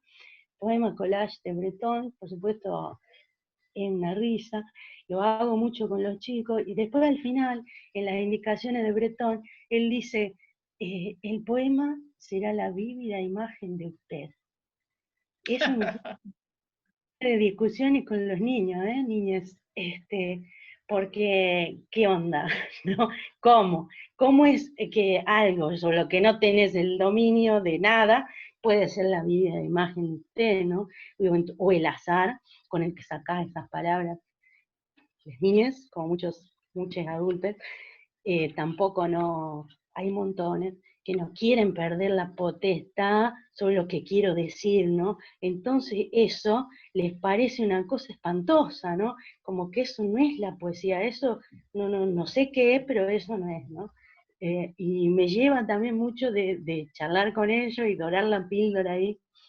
Digo, ¿para qué, no? Yo no los quiero convencer de nada tampoco, pero en todo caso es divertido. Pero me dijo una pibita una vez, dice, al final este señor tenía razón, ¿no? Ella había recortado una noticia que eran unas nenas de amor, qué sé yo, y claro, cuando pegó todo eso uno abajo del otro, y la noticia era sobre el amor, el poema era sobre el amor, qué sé yo.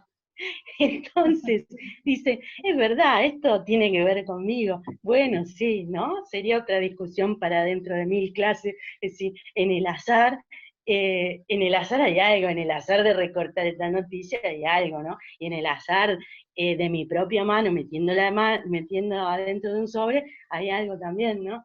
Que se puede considerar el destino, digamos. Bueno, nada que ver. me fui a la mierda. Pero digo, acá en este poema, da la sensación de que hubiera agarrado Lamborghini el texto con unas tijeras y hubiera conseguido esto, ¿no? Lo cual es cierto hasta en un punto, pero no es cierto. No es cierto, ¿saben por qué? Porque de esto este poema me gusta mucho, pero de esto que les voy a decir no me di cuenta hace tanto tiempo. Nacido en 1925 en Fort-de-France, doctor en medicina, se especializó más tarde en psiquiatría. Esa persona es Frantz Fanon, no es cualquier persona, que escribió sobre los, ¿cómo se llama el libro? Ay, a ver si alguien me ayuda porque no encuentro los, ¿cómo se llama? Bueno, Fanon es uno de los iniciadores del movimiento colonial, ¿no? Es francés, de nacionalidad francesa, pero de la colonia, nacido en Martinica, era negro, y lo está citando a Fanon, no está citando a cualquiera, acá no es cualquiera el que nació en 1925 en Fort-de-France, ¿no? Es justamente esta persona, ¿no? Entonces, los descamisados del mundo, no me sale el nombre del libro que es muy conocido, de Fanon. Esto, ¿no? Yo me lo Los imagino. condenados de la tierra, Caro, los condenados de la tierra. Condenado de la tierra. Me lo imagino a Lamborghini con la contratapa del libro ese, y no lo de adentro, ¿no? Porque fíjense que los datos son ridículos, nacido, especializado en psiquiatría, ¿no? Y juntando, ¿no? La noticia tremenda de un niño muerto, un cadáver que alguien va a buscar, y con la desnutrición y la distrofia. El poema es un poema disléxico, fíjense, así nomás como se los ve, ¿no? Como se lo ve, fíjense esto. La dislexia no está solamente en el sentido del poema, sino que atraviesa toda su forma, ¿no? Y por eso leer esto es un desafío tremendo, además de que es larguísimo, yo creo que por eso les digo que busquen ese video de Lamborghini, porque hasta él mismo se aburrió de leer su poema, digamos. Es un poema que por ahí es para una reverberancia, una resonancia interna, pero capaz no se va en toda la oralidad, no sé, digo. O tendría que ser alguien muy capo. Molina, tendría que ser Molina. Y también me gusta de este poema que, fíjense en los últimos versos, esta mujer los 2 últimos meses tuvo un embarazo brutal, punto. Un punto, ¿no? Es como que quedaron algunos puntos sueltos acá. Y estas cosas hay que decirlas a cuyo término, ¿no? A cuyo término. Cuyo término que decís, bueno, este poema podría empezar en cualquier parte del poema y podría terminar en cualquier parte del poema, ¿no? Es un poema, digamos, reversible, lo podemos recortar en todos sus versos y hacer lo mismo que proponía Breton. Y no vamos a perder nada de la potencia que tiene el poema, ¿no? Que está en la acumulación, en la repetición de todas estas frases, estas palabras, mitad de frases, medias palabras, sopa, sopita, los diminutivos, ¿no? ¿Cómo suena eso? Tiene número, tiene estadística, bueno, me parece como que son un montón de recursos que usó acá Lamborghini que, bueno, nada, eso, lo quería compartir porque me parecía que estaba bueno, ¿no?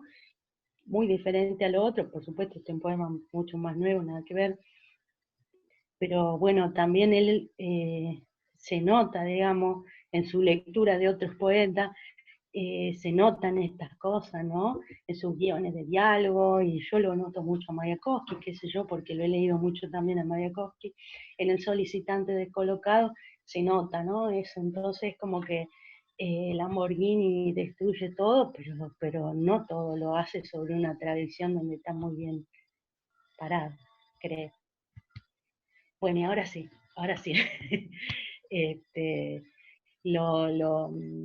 Llegué hasta acá, digamos, eso es lo que quería compartir con ustedes. Comentarios los que quieran, espero que les haya servido para algo, les vuelvo a repetir lo del principio, esto todo con pinzas, ¿no?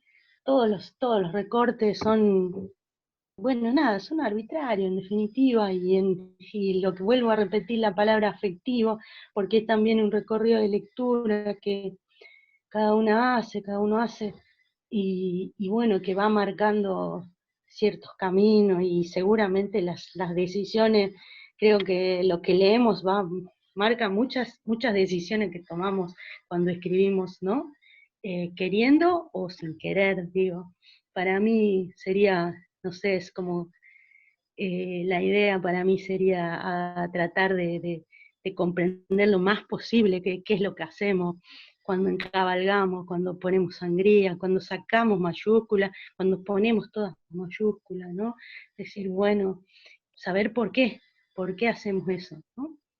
Y que no sea porque vino así, porque así me salió, porque me pareció que quedaba mejor. Es como que esas no son argumentos, es decir, sí, son intuiciones, pero ¿no? Bueno, que pensemos detrás de nuestros propios poemas, y a ver estas indicaciones de Levertov, y de un montón de poetas, decir, bueno, agarro mi propio poema, el que no quiero tanto, ¿no? Porque a veces con los poemas, con lo que hay poemas con los que uno también tiene otros vínculos, pero el poema que no quiero tanto, lo agarro, lo versifico de otro modo, y veo qué pasa, ¿no? ¿Qué pasa cuando yo cambio las palabras finales de posición? ¿Qué pasa cuando desarmo la rima interna? ¿Qué pasa si le meto unas cacofonías o unos finales machacosos? ¿Qué pasa si tengo 70 palabras agudas y 2 graves? ¿Y qué pasa si tengo 70 palabras graves y 2 agudas, ¿no? Pasan cosas. Esas son las cosas con las que laburamos, en definitiva. Bueno, y ya me callo. Hablen ustedes. Hay una pregunta de Jorge que dice, ¿qué efecto tiene en la velocidad de lectura el uso de la mayúscula al comienzo de los versos? Siempre una mayúscula te va a meter una pausa, ¿no? Hablamos de que el corte de versos es una pausa. La mayúscula es una pausa, la coma es una pausa, la sangría es una pausa. A ver, porque las nuestras son palabras y las pausas son las que nos van a dar el ritmo, ¿no?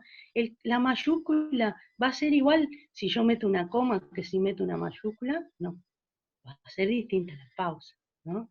Es decir, qué tan grande o qué tan pequeña va a ser esa pausa cuando yo leo. Lo mismo que dije antes burdamente, si yo meto 5 enter, voy a dejar un espacio en blanco grande así, una gran pausa, ¿no? ¿Qué voy a hacer yo con esa pausa? ¿Qué va a hacer el lector con esa pausa? En la velocidad de la lectura es eso, es el tamaño de la pausa, diría Levertov, ¿no? Y que era una obsesiva tremenda, en media coma, un poco más de media coma, bueno, no sé si tanto así, ¿no? También en general son decisiones que se toman en el sentido del libro, al menos esa es mi experiencia, ¿no? No tanto en un poema solito, sino después cuando se arma esa acumulación que dice Mellonik, decís, bueno, ¿qué hago, no? ¿Qué hago? Si vas como vas como normalizando, digamos, ciertas reglas que son tus propias reglas. Decir, bueno, si usé todas minúsculas, y uso todas minúsculas, ¿no? Si empecé los versos con mayúscula, aunque no tienen el punto final, y bueno, sostengo esa decisión, ¿no? Es como que hay que también bancarse esas decisiones, pienso, ¿no? O no, o puede ser el barroco absoluto, es decir, el emplaste absoluto y hago de cada poema una cosa distinta, digo, hay que ver qué entiende después el lector, la lectora, ¿no? Si yo tengo que andar explicando al que lee qué es lo que quise hacer, listo, ese poema no funciona, ¿no? Puedo tener una idea que es buenísima, me cierra por todos lados, pero si se la tengo que explicar al lector, esa idea no funciona, ¿no? Tengo que buscar otro modo. Bueno, ¿alguien más quiere agarrar la compu? Digo, la palabra. Palabra. Yo tenía una pregunta que se me ocurrió ahora con esto de las puntuaciones y las mayúsculas y las minúsculas. O sea, que es importante que cada escritor, cada escritora conozca sus propios criterios.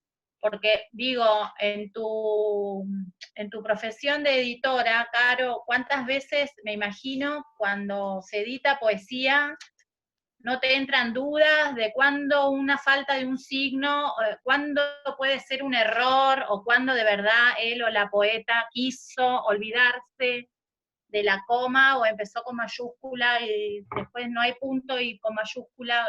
Lo que acabas de decir me dio como el pie para preguntarte eso como editora, ¿no? No sé.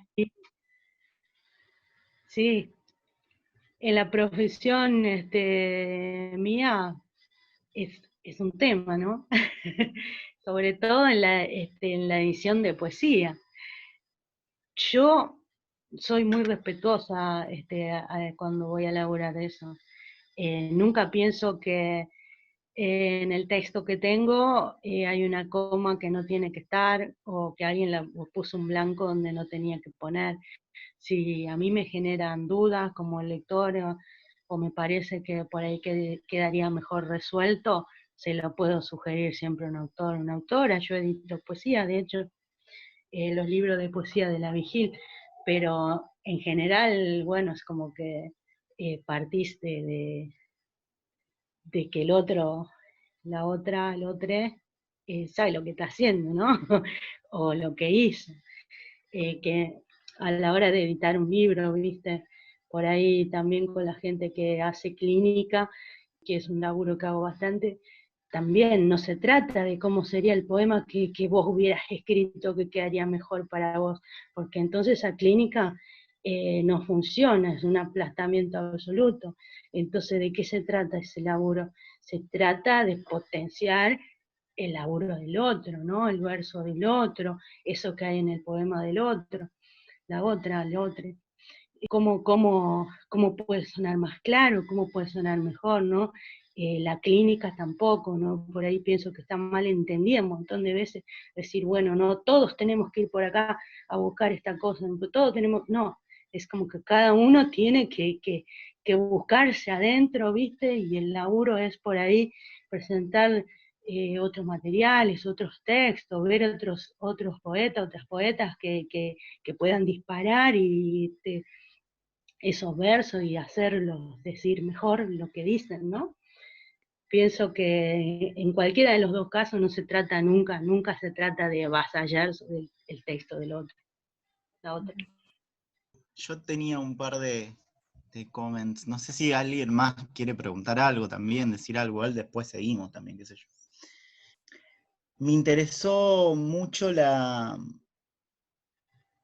cuestión con la que arrancaste, digamos, Caro, de la definición del poema y del verso y de todo lo que eso implica como una dimensión muy compleja, y en la que cada uno, una une, no nos vamos a poner nunca de acuerdo, digamos, sobre qué es eso que llamamos poesía, y eso está buenísimo, quiero decirlo, que que cada uno, y el énfasis que pusiste básicamente en ese recorte y en ese recorrido personal que cada uno una a una hace en torno de esas definiciones, en torno de lo que es o no el verso, digamos, y en esos recorridos que tienen que ver con lecturas, que tienen que ver con cuestiones subjetivas, con lo que uno hace con el poema o con lo que uno quiere hacer también ahí, digamos. Ahí intervienen como muchos factores, múltiples factores. Y también me quedé pensando que uno de esos factores que interviene siempre es esa historicidad del verso, ¿no? Digo, el verso que es para nosotros hoy no era un verso, no era el mismo verso que hace 2 siglos, ¿no? El poema, la idea de poemas que tenemos, incluso esa idea intuitiva o esa idea imaginaria que podemos tener de poema o poesía, no es la misma tampoco.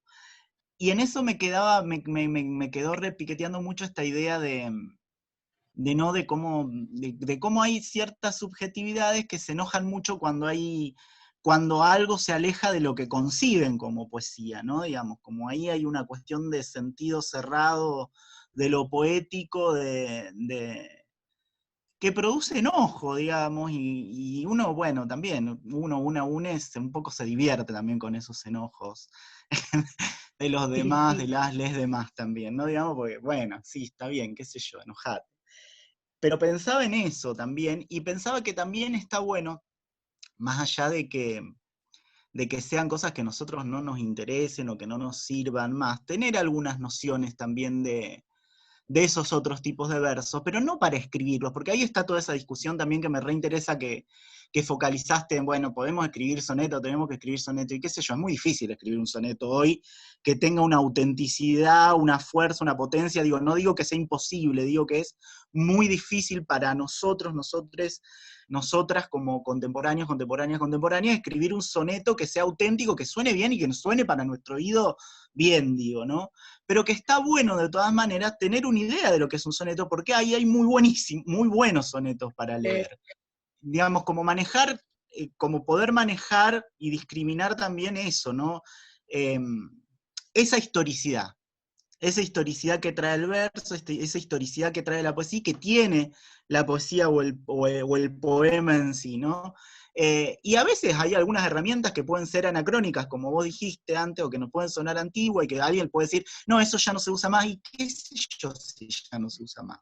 También, ¿no? Tener también la capacidad de decir, bueno, capaz que en esa poesía que es tan vieja a veces, también hay algo que nos suene y que nos puede servir. No digo que todo, pero algo.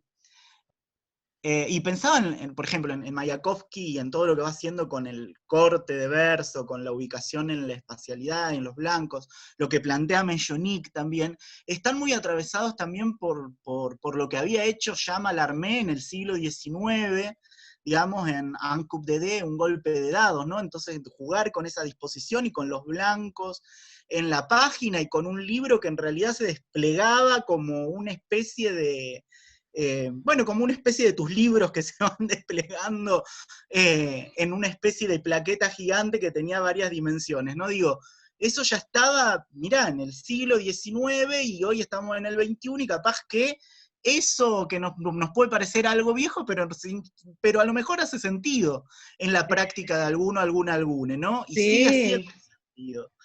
Pienso que sí, no te quiero interrumpir, pero opino que sí.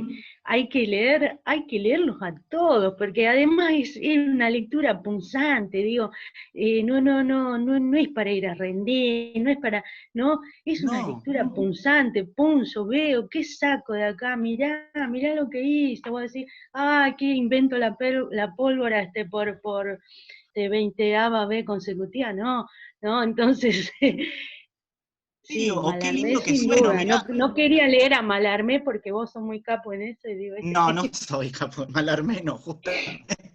se va a Pero no ofender. soy capo, pero no, para nada. Pero por favor, la literatura está para esto, para que todos la podamos leer, todo, no hay propiedad de nadie sobre eso. Pero me interesaba como eso, traer esto de la historicidad, pensarnos en relación con esa historicidad. Y bueno, eso por un lado, eso me parecía como recontra interesante que fue saliendo. Y esto de la toma de conciencia, también algo que también vos advertiste en la clase pasada y que me parece que también es importante volver a reiterarlo y volver a poner énfasis en lo que es esto de la toma de conciencia. Vos manejaste como 2 niveles, que era eso que baja, una vez que baja, el poema que baja, lo intuitivo, la inspiración, digamos, que tiene que ser tan potente como lo otro también, ¿no? Digo, porque si tenemos solo la toma de conciencia y si nos empezamos a obsesionar solo con la toma de conciencia de los procedimientos, y bueno, capaz que todo se transforma en algo demasiado mecánico también. Entonces pensaba que justamente ese trabajo capaz que más técnico, no sé cómo llamarlo, un trabajo con la palabra, con la materialidad de la palabra, tiene que estar también justo en esa tensión con eso más intuitivo también, ¿no? A mí lo que me sirve mucho es, por ejemplo, a mí lo que me sirve como método, o sea, me voy a poner autorreferencial, pero para poder explicar esto que estoy tratando de desarrollar, que a mí lo que me sirve mucho es en el momento en el que punza esa idea, esa intuición, que en mi caso siempre es como algo muy corporal que viene y que me lleva a escribir algo, largarlo como sea, digamos, escribirlo, largarlo como sea, así, el primer borrador que sea, eso bruto, puro, intuitivo, totalmente despojado. Y yo en realidad lo que hago ahí es como trabajar después en base a eso, ¿no? Empezar a trabajar después en base a eso, porque si no a veces a mí, lo que me pasa a mí, digo, a otros, otras, puede pasarle todo lo contrario, es que si me pongo a pensar de entrada en lo técnico, por ejemplo, en dónde cortar el verso, en dónde meter el coso desde entrada, no escribo. Me traba completamente de una manera que se me vuelve como compleja, pero sí, largar todo, después volver sobre eso, reflexionar, y capaz que eso después uno lo va automatizando, uno una a una lo va automatizando con el tiempo, y después de reflexionar, una vez que eso intuitivo viene. Digo, para que no se desesperen todos, todas, todos, en Sí. estar pensando todo antes y maquinando. No, No, no, no, dejen no es de antes, no, no, para nada es antes, ¿no? Al contrario, es más bien exactamente como vos decís, nunca es antes, digo, porque si vamos a hablar de que hay cierta fidelidad a la experiencia, ¿no? Y vamos a hablar de eso, de cierta fidelidad o eso me honestidad con pareció las re lindo. percepciones, entonces eso nunca puede ser un a priori, porque es obvio que lo que yo voy a hacer a priori va a ser artificial, ¿no? Más artificial. Quiero decir, no tengo idea cómo Lamborghini había escrito ese poema, pero bueno, yo calculo que son las dos cosas juntas, en este caso, de un poeta que tiene ya mucho manejo, Sí, ¿no? De eso. y con algo que es generacional también, la generación de Lamborghini, pienso en Néstor, pienso en Tamara Kamensay, digamos, hay como, me parece, un corte bastante diferente con lo que hacemos también ahora, que tiene que ver que era una generación que pensaba el poema para ser leído, pero internamente, digo, no para ser puesto en voz, ¿no? Digamos, hoy hay como una especie de retroalimentación de esas dos dimensiones, por eso también en Chiquero me interesaba trabajar lo performático en esa relación a posteriori, que en esa generación lo dice, por ejemplo, Tamara Kamensay todo el tiempo, ¿no? Nosotros no nos gustaba leer los poemas en público, ¿no? Porque pensaban que había algo que se destruía en esa lectura en público del poema. El poema estaba hecho para ser leído en la privacidad, de alguna manera, eso es lo que plantea Tamara. No digo que en todos los casos haya funcionado así, pero me parece que hay algo generacional y que en el poema de Leónidas Lamborghini ahí está como eso, ¿no? Como un poema muy para ser leído, para ser visualizado, y que tiene ciertos problemas en el traslado a la oralidad, como vos decías y como vos indicaba, pero que también me parece que es como un poco generacional eso.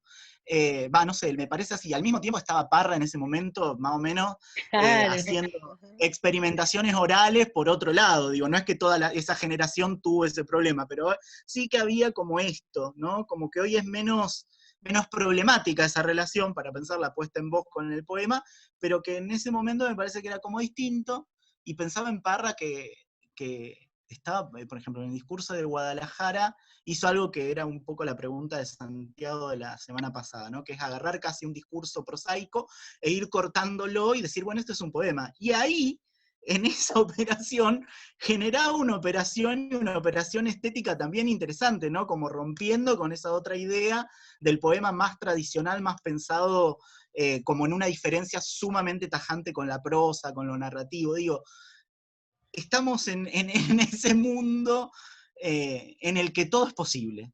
Y eso está buenísimo, y hay que como aprovecharlo. Y también hay más exposición, ¿no? Posta, es otro Sí, mundo. Ahora tenemos un sí, montón de mecanismos y de recursos del que antes era imposible. ¿Quién se iba a filmar antes grabando? Sí, con una cámara total. Super 8, el que conseguía una cámara, ¿no? Es un delirio. Hoy es algo tan sencillo de conseguir que lo vamos Sí, haciendo. Cada uno eran, va probando, inventando. eran experimentos como más rudimentarios y más complejos también, ¿no? Digo, pienso en los poetas fónicos del futurismo a principios del siglo XX, ¿no? En esos, pero eran Sí. grabados, digamos, con aparatos re complejos de manejar, digamos. Un delirio desde el punto de vista técnico, digamos. Y nada, bueno, eso. Y también pensaba que, bueno, sí, vos decías, también dijiste en relación con el poema de Mayakovsky, bueno, hoy nos resultaría como imposible pensar esto un poco pedagógico, político. Claro, pero porque tenemos una valoración contemporánea que es peyorativa sobre eso en relación con la poesía, con que aparezca en teoría eso en poesía.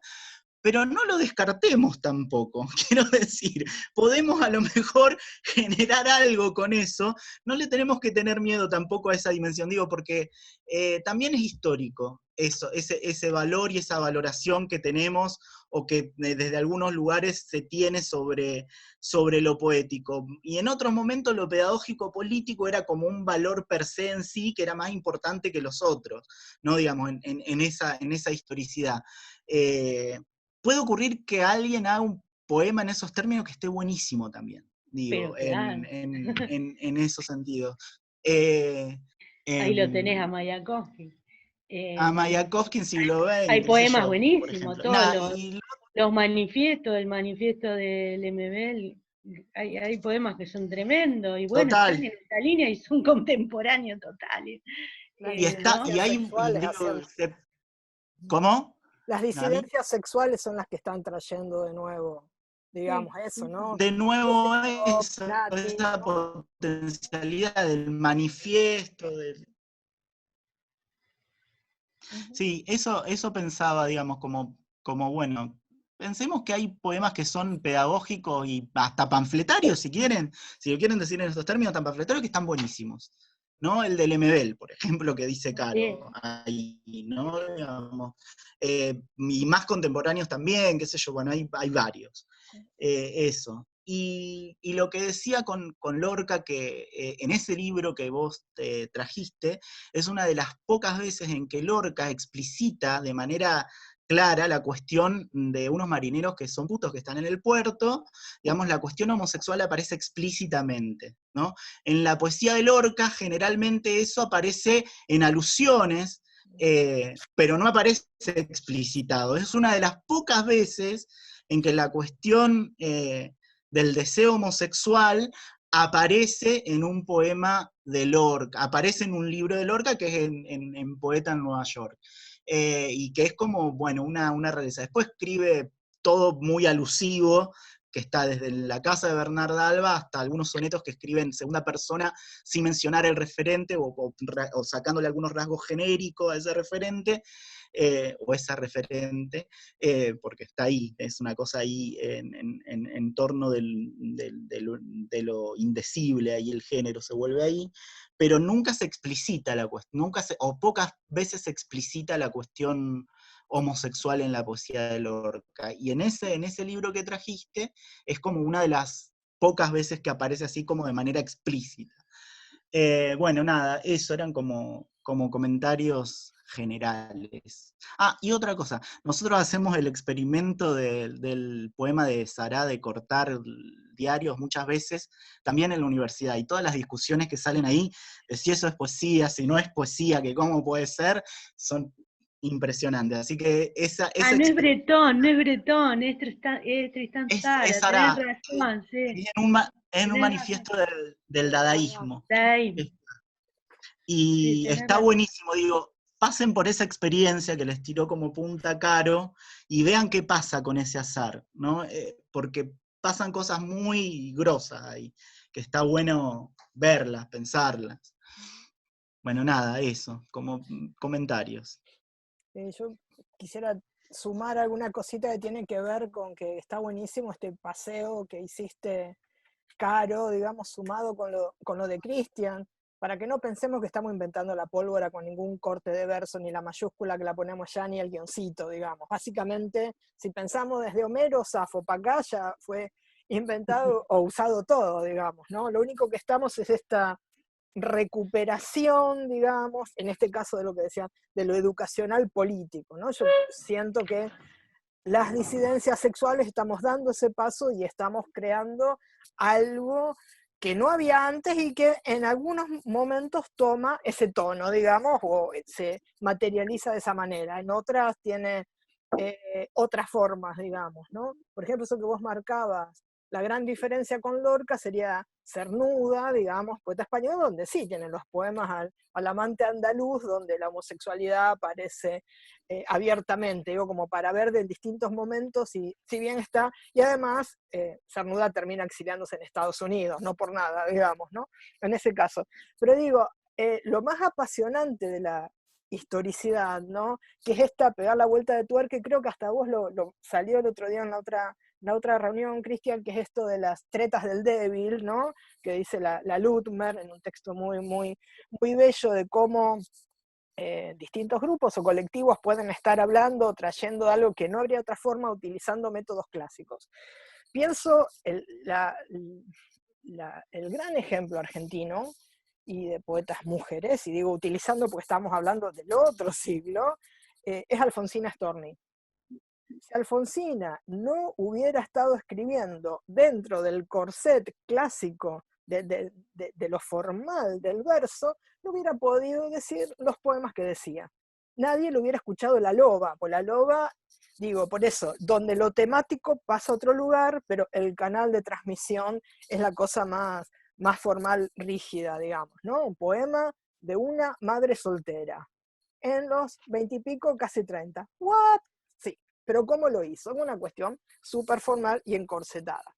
Y a la vez, nada, no se la perdonaba nadie, digo, ¿no? Del grupo borgiano, por ejemplo, no se la perdonaba nadie a Alfonsina, pero utilizó esa treta, era la forma que encontró.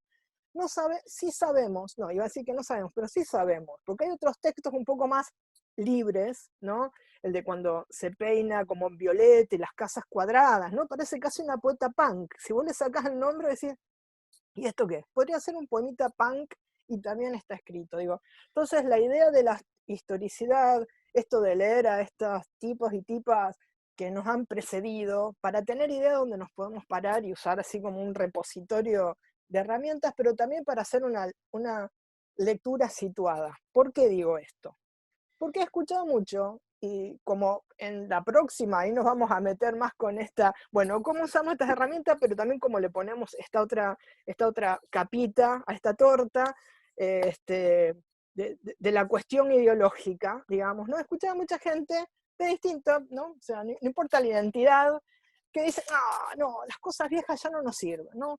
O no voy a leer a este tipo porque cis, o no voy a leer a este, ¿no? Digo, craso error, que se soluciona con esta idea de una lectura situada, y que eso y que además también tiene cómo nos sirve esa lectura situada. Con situada quiero decir en qué momento escribió esa persona, cuál era su contexto histórico, cuál era el contexto político y desde qué lugar lo estaba haciendo. Y eso no lo podemos, digamos, negar, ¿no?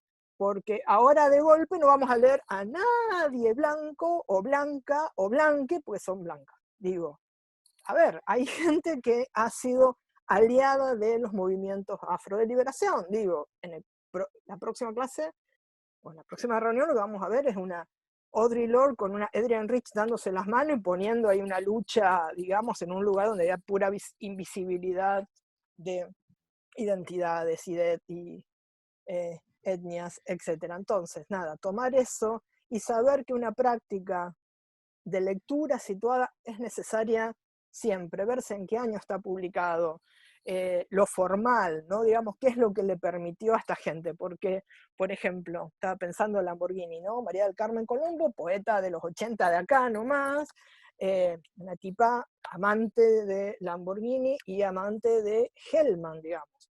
Y la Coto es una de esas figuras raras que producen otro tipo de poesía ahí, en los 80. No es Bellesi, no es Mirta Rosenberg, no es Tamara Kametzain, digamos que a Tamara la podemos meter un poco en ese grupo, digamos, ¿no?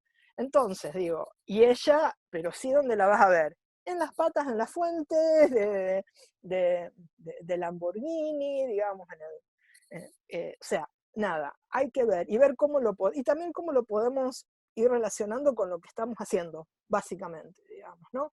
Que no es lo primero, y eso lo que decía también Cris, lo que tiene que ver con esa escritura que no fue hecha para la oralidad, ¿no? O que ellos pensaban que no estaba hecha para la oralidad. Yo ahí le pregunté a Jorge en un momento, pero no sé, creo que no vio, digo, si cuando hablaba de lectura, lo que hacía la mayúscula era para la lectura oral, o si era para la lectura solamente de la mente, digamos, ¿no? Porque también hay algo que tiene que ver, y esa es otra parte, por lo menos del recurso, y ahí también apelo a mi experiencia, digamos, a mí para corregirme el poema y para leer y hasta para dar las clínicas. Que yo taller, leer en voz alta me parece clave, digamos, ¿no? Porque una cosa es, o sea, la métrica es una cosa leída en voz alta, donde vas a poder, y la otra es cuando lees así directamente con los ojitos. Y la mayúscula produce esa pausa que comentó Caro, y a veces no lo que puede pasar es que si no tenés un punto, lo que va a hacer la mente es leer siguiendo, pero te vas a encontrar que hay una pausa. Entonces saber que sí va a haber una pausa, pero que además también estás creando un efecto si no hay punto y hay una mayúscula, digo, ¿no? O sea, que cada cosita cuenta, la comita, el puntito, cuando no hay el espacio, digo, ¿no? Como esos posibles, que todo lo que tenemos a mano es un recurso, saberlo para qué y obviamente ponerlo después, si lo ponemos antes no escribimos nada, obvio. Pero bueno, ahí eso era lo que quería sumar un poco a lo que dijeron Caro y Cris, y que eso, y que vayan teniendo en la cabeza esta idea de lectura situada, sobre todo cuando tengan que leer los textitos que vamos a ver en la otra reunión. Gracias, Gaby. Iba escuchando, iba leyendo algunos comentarios. Bueno, imposible que retome el chat porque ya está.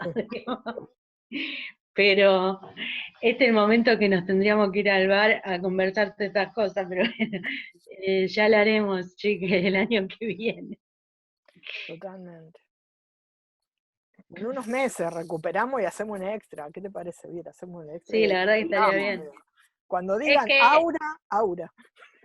Yo ya tengo como un borrador de si podemos hacer algo presencial, pero bueno, hay que esperar.